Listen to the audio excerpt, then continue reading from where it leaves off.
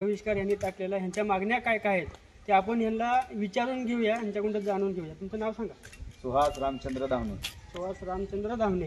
तुमच्या मागण्या काय आहेत? आमच्या मागण्या प्रामुख्याने जी आमच्या गावाची वेस आहे ती सध्या पार मोडकळी झालेली आहे, तिचं काम व्हायला पाहिजे। दुसरी गोष्ट आमच्या गावातल्या गटारी पार तुंबलेल्या आहेत, त्या गटारीची काम व्हायला पाहिजे। तिसरी गोष्ट गावाच्या पूर्णच्या पूर्ण जाऊन रस्ता खराब आहे, तो एक पूर्ण मार्गी लागला पाहिजे। लाईटीची सुविधा नाही, लाईटीची सुविधा क्लिअर चालली पाहिजे। रस्त्याची सुविधा नाही, शेत रस्ते नाही, सध्या गावाला काही सुविधा नाही म्हणून आम्ही उद्या जी विधानसभेची मतदानाची तारीख आहे त्याला आम्ही बहिष्कार टाकलेला आहे।